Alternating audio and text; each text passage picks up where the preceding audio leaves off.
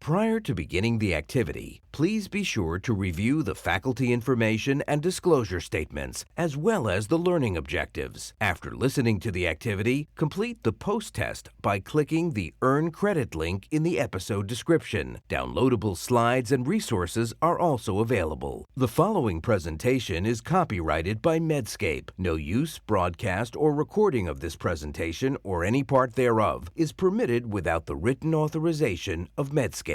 The following presentation is part of a certified educational activity provided by Medscape Education and supported by an independent educational grant from Estrogen, a biotechny brand.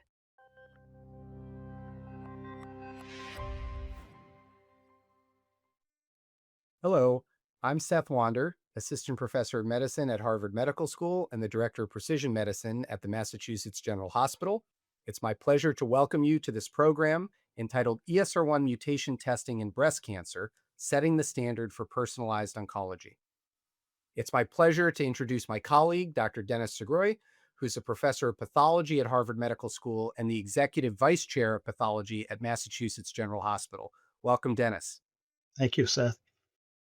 The field of breast cancer treatment is being rapidly transformed by our greater understanding of the molecular and genetic characteristics of the disease, leading us to more targeted, effective, and less toxic therapies.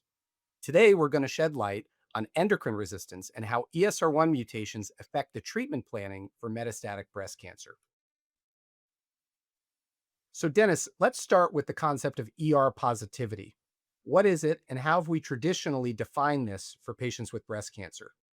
Sure. Thanks, Seth. At the time of initial diagnosis and at the time of recurrence of breast cancer, immunohistochemical staining of tumor tissue is really the standard method for determining estrogen receptor protein expression or positivity.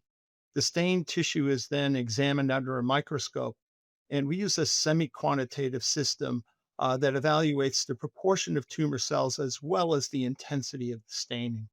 A tumor is considered ER positive if greater than 10% of the cells stain. Tumors are considered low positive if 1 to 10% of the cells stain, and they're considered negative if less than 1% of cells stain.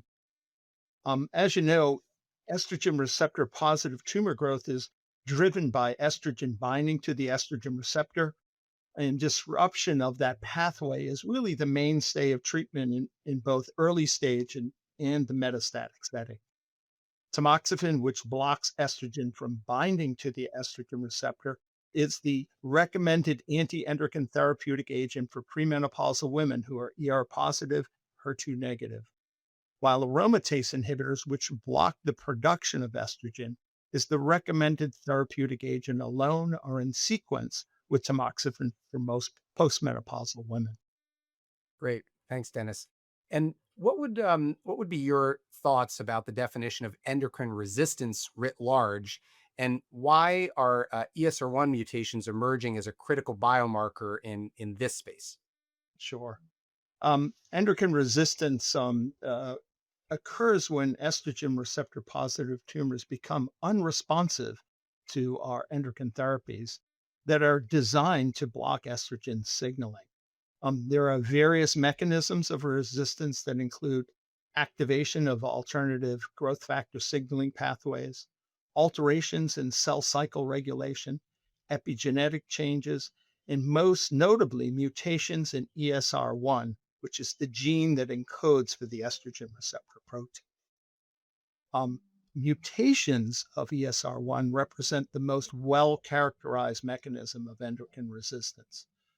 Although ESR1 mutations are relatively rare in primary tumors, accounting for approximately 1% of all cases, the prevalence of ESR1 mutations increases substantially to upwards of 40% in metastatic endocrine-resistant cancers, especially in those tumors that recur in the setting of resistance to aromatase inhibitors.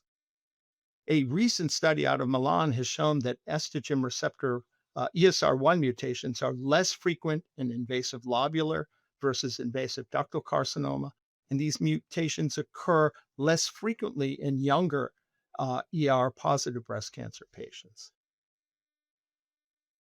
Approximately 70 of all ESR1 mutations consist of mispoint mutations in three nucleotides.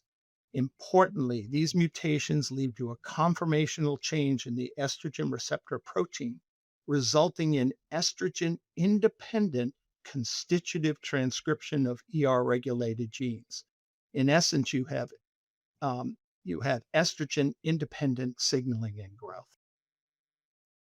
Yeah, I think that's a great overview. And we have a number of really important emerging new therapies for these patients that retain addiction to endocrine signaling. And before we review all of that data, with this biologic context in mind, Dennis, how would you recommend we go about testing for ESR1 mutations in clinic today? Yeah, sure. So, ASCO recommends that at the time of recurrence, testing for ESR1 should be performed with a CLIA certified assay on blood or tissue.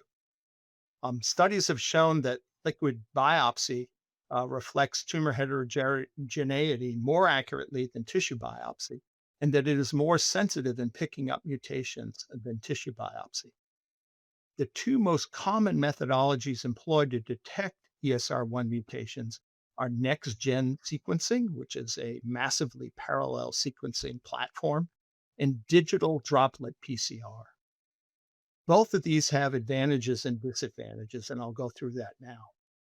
Next gen sequencing is great for comprehensive genomic profile, detecting multiple alterations across the whole genome or a large panel of common driver genes, while digital droplet PCR focuses on specific predefined targets or hotspots. Digital droplet PCR is great for monitoring minimal residual disease and basically circulating DNA, and has greater sensitivity than next gen sequencing. The difference is quite striking, actually. Next gen sequencing basically can detect 3 in about 1,000 cells, so to speak, whereas drop the PCR basically can detect a mutation in about 1 in 10,000 cells. The turnaround time for each of these assays varies from 5 to 21 days and really depends upon the laboratory and the testing volumes at these laboratories. So, I've gone through some of the technology we can detect these mutations. The ESR1 mutation really is a key driver of endocrine resistance in the metastatic setting. So, Seth, how does this really affect the treatment pathway? Thanks, Dennis. And again, that was a great overview of a complex area. And I think you summarized many decades of clinical and basic work in a couple of minutes. I'm going to try to do the same on the clinical side. As of today, things are becoming increasingly complex for clinicians who are taking care of patients with metastatic ER positive, HER2 negative breast cancer. We now have several oral next generation anti-estrogens that have progressed all the way through phase 3 clinical trials. And we've seen positive data from several of these trials that I'm going to take a couple of minutes and review right now. Um, 3 of these are with oral selective estrogen receptor degraders. Now, conceptually, these are somewhat similar to the medication fulvestrant, which has been around for a couple of decades. The difference is fulvestrant is an intramuscular injection, whereas these agents are now orally bioavailable. They also have some differential activity when compared to fulvestrant in terms specifically of how they act for example, the various ESR1 mutations that you were just telling us about. And then the fourth trial that I'll mention today is with a new type of drug called a proteolysis targeting chimera, which is a different kind of estrogen receptor degrader that, again, utilizes the molecular machinery of the cancer cell to target the ER for more complete degradation. So let's spend a couple of minutes and go through those trials. I want to start with the Emerald trial. So the Emerald trial, we saw data from a couple of years ago. This is a phase 3 prospective randomized study for patients with metastatic or advanced and unresectable hormone receptor positive HER2 negative breast cancer. When I tell you about these studies, I want you to think about a few different factors. The first is how heavily pretreated these patients are. And the second is what the proportion of ESR1 mutant population was and what the control arms are in these studies. So for this population, they were allowed to have had 1 to 2 prior lines of endocrine therapy. They had to have a prior CDK4/6 inhibitor, and they were allowed to have had up to 1 prior line of chemotherapy. So this is actually a quite heavily pretreated population when you think about the fact that some of these patients have had up to 2 or 3 lines of therapy before they came on to study. Almost 500 patients were enrolled, and they were randomized 1 to 1 to elacestrant, the first FDA-approved oral SERD, versus investigators' choice of endocrine therapy, which could have been an AI or fulvestrant. Now, when they looked at the overall population, the intention to treat, there was a small difference between the two groups, an improvement from about 1.9 to 2.8 months in the median PFS, progression-free survival. But when they looked specifically at the subgroup of patients that had the ESR1 alteration, it was a more dramatic shift in the curve. It went from about 1.8 to about 3.8 months. And this is really some of the first evidence we saw in a large prospective clinical trial that the ESR1 represents an important biomarker of continued endocrine sensitivity that could help us predict which patients are going to get the most benefit from these newer agents. Based upon this, the FDA approved elacestrant as a single agent in patients that had had progression on prior endocrine therapy in the metastatic setting. Now, what was interesting is that the authors went back and they did additional subgroup analysis where they looked not just at the genomic features of the tumor, ESR1 present or absent, but also at some of the clinical characteristics of the patient population.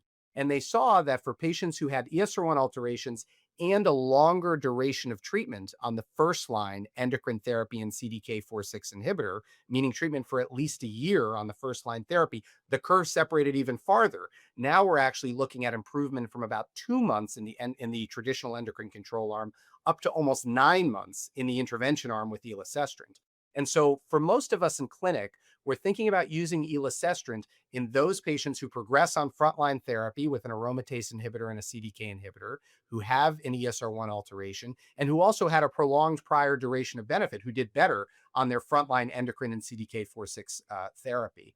And we're still learning a lot about some of the genomic and molecular predictors that describe this patient population, in addition to just ESR1 itself.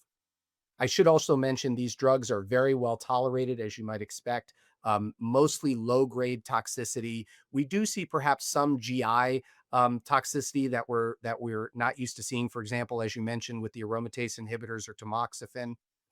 But this rarely required, for example, supportive medications for nausea.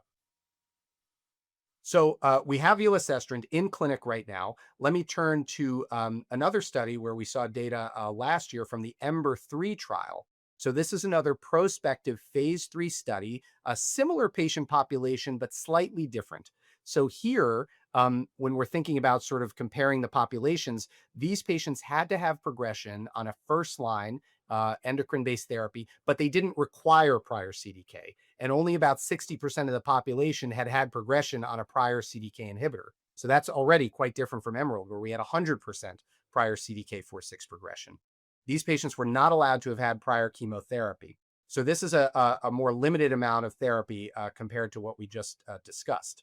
Now, here, the patients were initially randomized between endocrine therapy of clinician choice, like Emerald, or imlunestrant, another oral next generation SERD.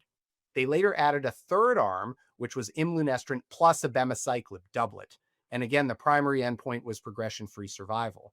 We saw a very similar pattern here. When you looked in just the single agent endocrine therapy, imlunestrant versus endocrine therapy of clinician choice, we saw no major difference between the two arms.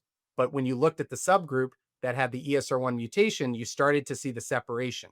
So here the control arm did just under 4 months, and the intervention arm with imlunestrant got 5.5 months with a hazard ratio of 0.62. When they looked at the doublet, meaning the imlunestrant plus abemaciclib, that got even better, up to about 9.4 months. And that was true. It was 9+ months, regardless of whether the patients did or did not have prior CDK inhibitor therapy. So it still held up in terms of its efficacy, even after progression on a prior CDK inhibitor. So this was really exciting data. It was really the first prospective phase 3 doublet data with a next generation anti-estrogen. And based on this data so far, we saw an FDA approval for imlunestrant as a single agent, again, in patients who had had prior progression on endocrine therapy in the metastatic setting. So we now have two oral SERDs FDA approved as single agents. I think we'll need to wait a little bit longer to see what happens with this doublet data if we're able to deploy, drugs like this in combination, which I think we eventually will, but we'll need some more mature clinical trial data for that. So those are the two agents that are already FDA approved, and again, compared in contrast and compared to prior experiences on fulvestrant and on elacestrant, imlunestrant very well tolerated. In my opinion, no major new safety signals that I think would limit the use of these agents in clinic. I think our patients will do well here. Again, mostly low grade toxicity. And with the doublet, we saw the things we would expect with the CDK inhibitor. We saw some cytopenia and some GI toxicity, but not an increased signal of any sort of toxicity compared to what we would be used to. So these are the two drugs we have FDA approved. I want to just end by talking about two new phase 3 trials where we don't yet have FDA approvals, but I think they do have the capacity to reshape our approach in the clinical setting. And the first is the VERITAC-2 study. This is another phase 3 prospective trial. Again, similar in terms of its patient population. They had to have prior endocrine therapy, and they had to have a prior CDK inhibitor. So this, again, is more similar to EMERALD, but a little bit different than EMBER-3. They were not allowed to have had a prior SERD or prior chemotherapy. So in that sense, more similar to EMBER-3. These patients were randomized over 300 patients to fulvestrant monotherapy or vepdegestrant, which is the first oral PROTAC, proteolysis targeting chimera. And again, this is a different biologic mechanism to tag the ER for really more complete degradation within the cell. We saw phase 3 data from this a few months ago. And again, the pattern was very similar. When you looked at the curves overall, there was no major difference in the overall population, about 3.5 months on both arms.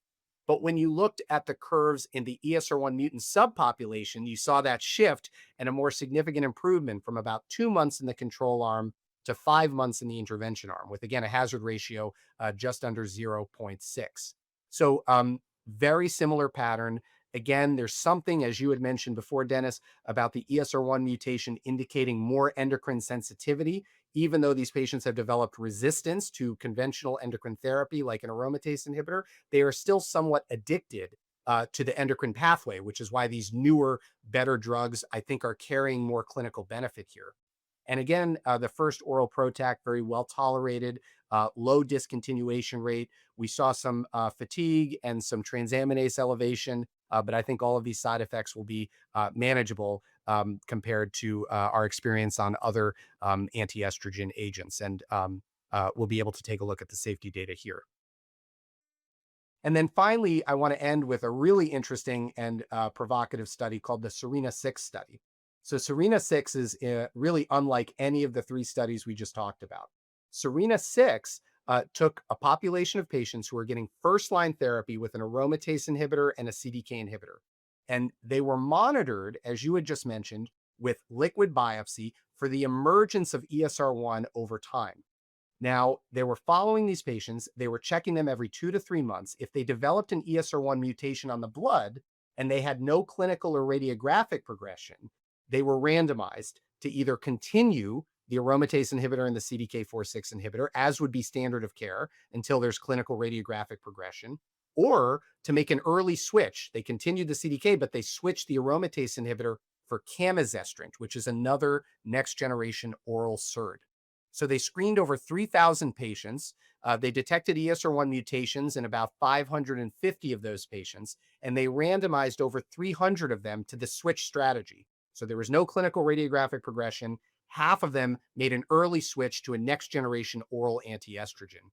And again, we saw really impressive clinical benefit here. When you look at that metric of PFS1, the median progression-free survival after the switch, it was about a 7-month improvement from just over 9 months to 16 months for the patients who switched early.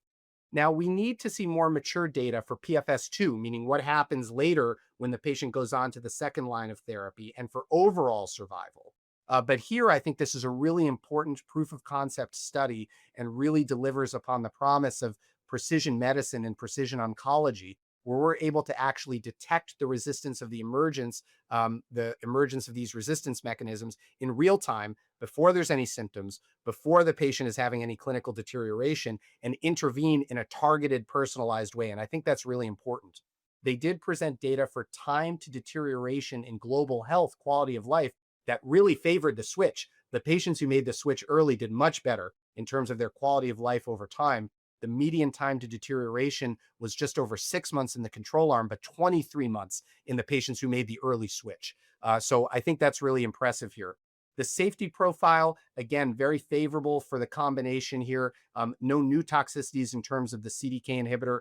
There is a unique toxicity with camizestrant that I'll just end with, called photopsia, where you see sort of brief flashes of light in the peripheral vision. It was common but low grade. It wasn't an issue that required a lot of adjustments on the clinical side, but it's something that clinicians will have to get a little bit used to as we start to use this drug, hopefully in the future. But again, we don't yet have FDA approvals for camizestrant and for vepdegestrant, but we do have really exciting phase 3 data for all of these drugs. So I think, Dennis, that we are entering complicated and exciting times in the oncology clinic here for the first and second line ER-positive metastatic space. So let me ask you now, Seth, since we know ESR1 mutations develop in up to 40% of patients after they receive endocrine therapy, particularly after aromatase inhibitors, how do you manage patients that have the potential for developing endocrine resistance? I think this comes back to the point that you made earlier. Untreated patients is in the low single digits. So in my practice, I'm really keeping an eye on the emergence of ESR1 after progression, typically on an aromatase inhibitor over a prolonged period of time. So I typically will test patients at the time of metastatic diagnosis, but if the ESR1 is negative, I will retest them again in the future at progression. The data we just looked at from Serena 6 could turn this a little bit on its head. If we get an approval for that and we start to use that in clinic, we may get into a situation where we're actually not waiting for clinical progression, that we can monitor these patients and try to catch these resistance alterations before they develop radiographic changes or clinical symptoms. But for right now, I'm usually doing sequencing at baseline to kind of understand the genomic landscape of the tumor. But then I'm retesting liquid biopsy at the time of clinical progression in the second and third line setting to look for the emergence of new resistance alterations, including for our discussion today, ESR1. And again, in the right patient, in the right clinical scenario, I'm going to be thinking about reaching for elacestrant and imlunestrant. And I hope in the future we'll have other options, other single agent options like vepdegestrant, and perhaps new doublet options coming in the future, next generation anti-estrogen plus other targeted therapies like PI3K inhibitors, CDK inhibitors, next generation CDK4/2 inhibitors. So I think it's a very exciting time. I think what we should do now is just try to end with a couple of key takeaways from today's session. I'll let you go first. What would you say is the key takeaway from your perspective here about ESR1? Well, we know ESR1 mutations are common, especially in the setting of aromatase inhibitors. And I think it's important retesting at the time of recurrence is critical to detect these mutations. And we should be probably doing it. It's recommended that we do liquid biopsy, given that that is a more sensitive method to pick up these mutations early. Great. Thanks. And I would just add on the clinical side, the key takeaway here is that we have a number of drugs now making their way into clinic. We have 2 FDA approvals in the United States for single agent oral SERD therapy, elacestrant and imlunestrant, in this patient population who have acquired ESR1 alterations.